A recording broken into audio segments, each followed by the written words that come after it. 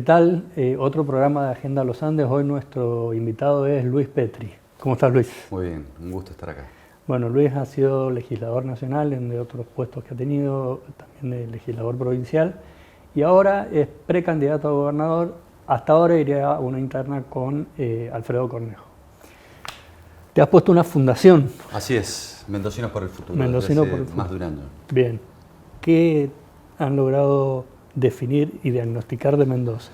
Bien, hace más de un año que comenzamos con Mendocinos por el Futuro, donde el 80% son ciudadanos independientes que quieren comprometerse con Mendoza y que quieren hacer un aporte, ya sea desde el voluntariado o desde los equipos técnicos, para, por un lado, estar presentes en el territorio, pero por el otro lado, para tener un diagnóstico preciso y tener propuestas que saquen a Mendoza de lo que yo denomino el estancamiento que tiene ya desde hace más de una década y que nos interpela a toda la dirigencia política, porque este estancamiento que sufre la provincia se padece, por ejemplo, en la falta de creación de trabajo privado.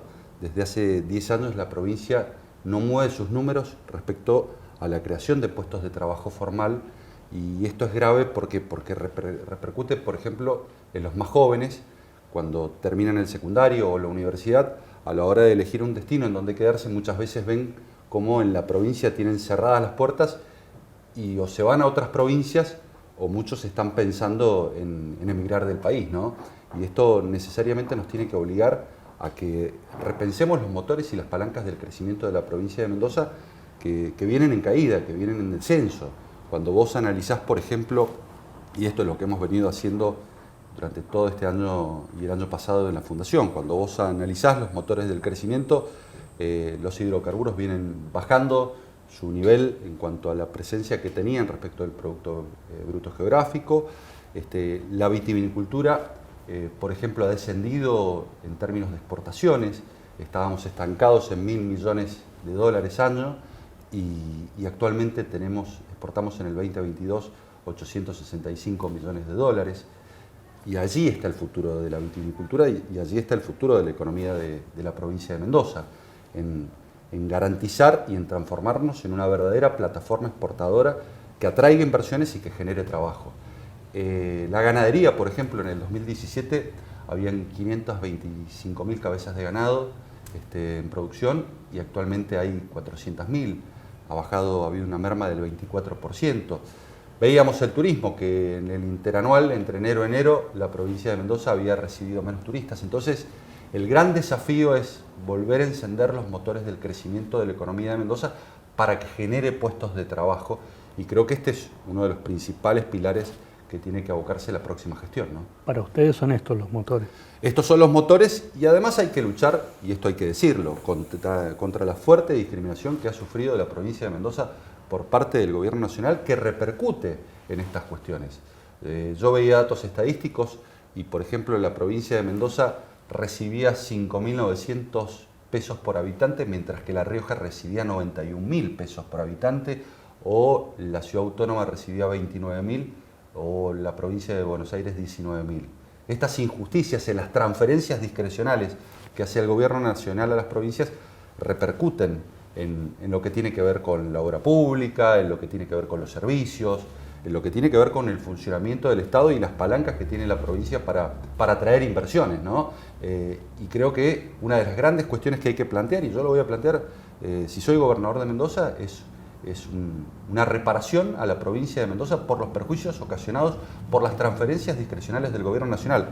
Así como ganamos un juicio, Gastón, por los perjuicios de la promoción industrial, los mendocinos tenemos que reclamar estos fondos que se les han negado no a un gobierno, a los mendocinos. ¿Tenés un cálculo del monto? Mirá, estábamos calculando que de haberse respetado el promedio, que son 17.000 pesos por habitante en el 2022, la provincia de Mendoza debió recibir más de 26.000 millones de pesos. Estamos hablando de casi un tercio de lo que se recauda con ingresos brutos en el 2022, con lo cual vos podrías haber bajado la presión impositiva, podrías haber reducido ingresos brutos, de haber tenido, por ejemplo, estos recursos disponibles para la provincia de Mendoza. Y estas son las cuestiones que tenemos que discutir, que las tenemos que discutir con el futuro gobierno. Está claro que este gobierno no escucha a los mendocinos, muy por el contrario, los discrimina y los castiga. Esperamos que el próximo gobierno lo podamos discutir y si no lo vamos a discutir en la justicia, porque hay que defender los intereses de Mendoza. Así como se defendieron en su momento y esto llevó a que se estipulara una obra como fue Portezuelo del Viento con un monto de 1.023 millones de dólares, de la misma manera hay que defenderlo. Y hay que utilizar esos recursos de Portezuelo del Viento para mejorar la eficiencia hídrica. Los próximos años van a ser de crisis hídrica y tenemos que estar preparados los mendocinos. Vos imaginate que van a haber graves problemas en el recurso hídrico en una provincia que escasea el agua. Y en 20 años en la provincia de Mendoza no se construyó ningún dique. Y en San Juan se hicieron 3. Se hizo Tambolares, Caracoles y Punta Negra. Entonces, claramente hay que construir diques, hay que mejorar las redes terciarias y secundarias de riego, hay que presurizar en algunos casos el riego y además hay que fomentar el riego por goteo en el riego agrícola, ¿no? Corregime vos si estoy equivocado. Sí. Vos has estado en el Congreso. Muchos dicen que, bueno, Mendoza ya no tiene unos legisladores como tenía años atrás, no vamos a decir qué década, donde, bueno, peleaban todos sin diferencia política por los beneficios de la provincia, que eso ya hoy no sucede y bueno, están lo que están y cada uno con su agenda.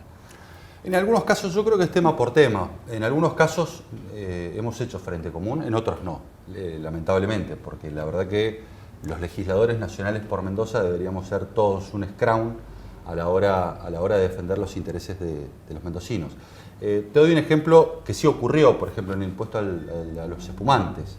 Claro. En ese momento creo que desde todas las bancadas presentamos proyectos para que se equiparara al vino y allí sí se hizo un frente común. Pero bueno, no ha habido otros casos, por ejemplo, donde claramente han primado los intereses partidarios por sobre la defensa de la provincia de Mendoza y creo que ese es un compromiso que no se debe dejar de respetar, ¿no? Bien. ¿Por qué una interna Cornejo? ¿Qué te diferencia? ¿Qué te separa? Bueno, porque creo que tenemos visiones y diagnósticos distintos respecto de la marcha de la provincia y fundamentalmente de qué hacer a futuro. Yo creo que hay que poner como eje central el problema de la inseguridad que vive la provincia y para eso me he especializado y he trabajado toda mi vida, tanto en mi época de legislador provincial como de legislador nacional. Trabajé fuertemente por la seguridad con leyes importantes en la legislatura de la provincia y en el Congreso de la Nación y yo creo que hoy es la principal demanda que reclaman los mendocinos para con el gobierno provincial o lo que tiene que ver con una política pública provincial. ¿Cuál es tu diagnóstico de la seguridad en Mendoza? Bueno, yo creo que hay que mejorar muchísimo. Yo creo que tenemos graves problemas, particularmente en lo que tiene que ver con delitos contra la propiedad, Gastón. Es cierto que han disminuido, y esto es muy bueno, los homicidios. Ha bajado la tasa de homicidios cada 100.000 habitantes, pero hay que hacer foco en los delitos violentos, en los delitos contra la propiedad, y hay que respaldar fuertemente a la policía, hay que modificar leyes, hay que endurecerlas, hay que terminar de cerrar la puerta giratoria. Está claro que aquellas personas que continúan cometiendo delitos no tienen que tener ningún tipo de beneficio. Hay que incorporar mucha tecnología. Por ejemplo, yo fui autor de la ley de videocámaras en la provincia de Mendoza y por eso están autorizadas hoy y uno las ve. Y sí, quieren sumar las privadas también, ¿no? Claro, y la tecnología va mejorando año a año y hoy, por ejemplo, tenemos videocámaras de reconocimiento facial que hay que incorporar. Tenemos pistolas Taser que necesariamente tiene que contar la policía de la provincia de Mendoza, particularmente en lugares en donde hay alta concentración de gente o para prevenir, por ejemplo, determinados hechos delictivos que con las armas convencionales no pueden ser prevenidos y muchas veces le terminan costando la vida al propio oficial, al propio policía, ¿no? Al arriesgar su vida. Entonces, hay que respaldar al policía. Yo fui autor de un proyecto que en el Congreso se conoció como la Ley Chocobar, porque no puede ser que un policía que actúe en defensa de la vida y de los bienes de los ciudadanos termine sentado en el banquillo de los acusados y no condecorado por arriesgar su vida. Y me parece que hay mucho por hacer, mucho por mejorar en materia de seguridad y es una de las deudas pendientes que nos reclaman los mendocinos y que cuando uno recorre la provincia es uno de los primeros problemas que demandan, ¿no? ¿Qué le faltó al gobierno de Cornejo y al de Suárez? Bueno, además de seguridad. Yo creo que cumplieron con las expectativas. Claramente partieron desde lugares distintos. En el caso de Alfredo Cornejo... Un piso muy bajo. No, y además con un descalabro financiero. Por eso. Hoy 23 de las 24 provincias argentinas tienen superávit. Hoy 23 de las 24 provincias argentinas están ordenadas en sus cuentas fiscales. En ese momento la provincia de Mendoza tenía un descalabro financiero. En gran parte ese orden, hay que decirlo, se debió también a la devolución de los fondos que retenía la nación del ANSES. Ustedes recordarán, esto impactó positivamente en las cuentas públicas de todas las provincias. En el caso de Rodolfo, ya con una provincia ordenada, creo que el desafío que tuvo, y tamaño desafío fue el de la pandemia, ¿no? De administrarla y de correrse muchas veces de las arbitrarias decisiones y discrecionales decisiones que se tomaban por parte del gobierno nacional. Hoy creo que hay otros desafíos, hoy creo que hay que generar empleo, hay que combatir al delito y a la delincuencia y no administrar la inseguridad.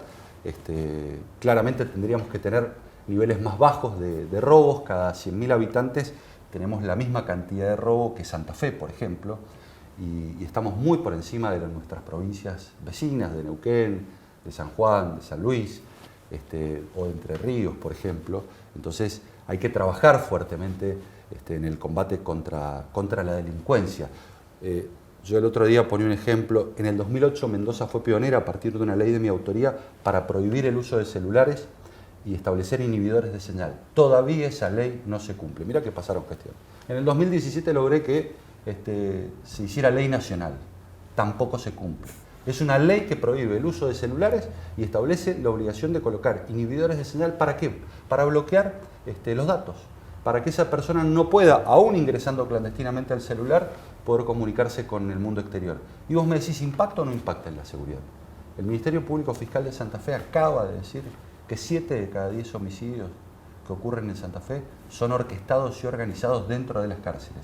Mirá si no te impacta en la vida cotidiana, no solamente en homicidios, en estafas virtuales, en secuestros virtuales, que se cometen desde la cárcel y que creo que reclaman y requieren que exista decisión y voluntad política, porque la ley está, no hay excusa.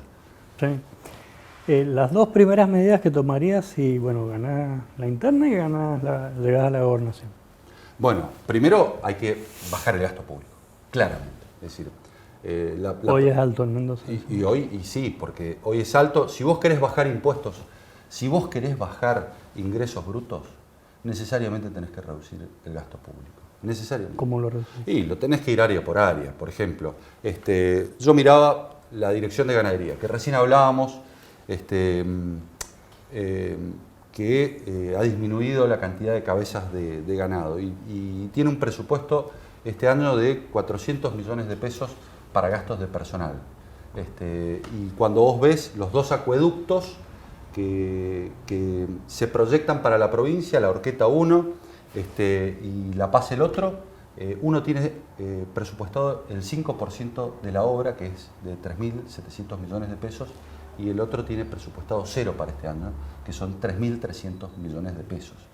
Entonces, ahí es donde vos decís, bueno, si nosotros bajamos el gasto público, podemos eventualmente esos recursos o destinarlos a la reducción impositiva o eventualmente destinarlos a obras que hoy no tienen financiamiento, ¿no? Entonces, me parece que es imprescindible bajar el gasto público y segundo, ir hacia una baja paulatina de un impuesto que es ingresos brutos y que es absolutamente negativo. ¿Por qué? Porque penaliza la industrialización. Entonces te doy dos medidas que tomaría mi gobierno: bajar impuestos y bajar el gasto. Bien. ¿Crear algo más? Bueno, y la otra cuestión que me parece clave es la educación. Me parece, y nosotros lo hemos estado trabajando en la Fundación, porque hay que mejorar la calidad educativa y hay que luchar contra la deserción escolar. Eso deben ser políticas de Estado que nos encuentren a radicales, peronistas, del PRO, socialistas. Nosotros, si no garantizamos terminalidad educativa, Gastón, estamos mutilando laboralmente a la persona. ¿Por qué?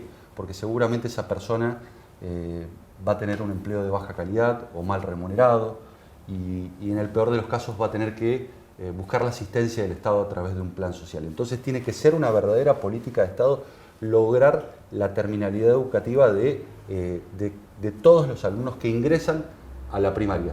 Tenés una herramienta muy importante que es la asignación universal por hijo, que lo obliga a aquel que la cobra a que lleve al chico al colegio. Entonces hay que exigir que todos aquellos que reciben una asignación universal por hijo cumplan con esa obligación y no vayan y busquen el certificado de alumno regular en marzo para posteriormente retirar al chico y volver al año siguiente. Creo que debe ser una política de Estado la mejora de la calidad educativa, particularmente del sector público, de las escuelas públicas. Tenemos que tener esa escuela pública de calidad que siempre supimos tener y claramente luchar contra la deserción escolar. Bien, te cierro con esto. De Marchi, ¿cuál es tu reflexión de lo que está sucediendo? Bueno, yo creo que hay que definirse. Yo respeto y tengo un gran aprecio por Omar, y hemos trabajado juntos en el Congreso. Creo que ha llegado el momento de definir qué va a ser. Quizás ya cuando se publique esta nota ya estemos enterados. Pero, no, todo indica que no. Bueno, pero me parece que hoy la ciudadanía nos está pidiendo certeza, nos está pidiendo previsibilidad, está pidiendo que le digamos a dónde vamos, qué vamos a hacer y cómo lo vamos a hacer. No alcanzan con los eslogans bonitos. Acá le tenemos que decir a los mendocinos qué vamos a hacer, pero además cómo lo vamos a hacer. ¿Compartís las críticas que hace Omar? No, en muchos casos no las comparto. Digo, hay muchas que probablemente sí. Cuando analizamos que Mendoza está estancada, creo que ahí sí tenemos un mismo diagnóstico. Después, en otras críticas que he hecho personales no las comparto. Pero bueno, tengo un profundo respeto por Omar. Bien. Bueno, gracias por venir. Gracias a vos. Pasó otro programa de Agenda a los Andes. Muchas gracias.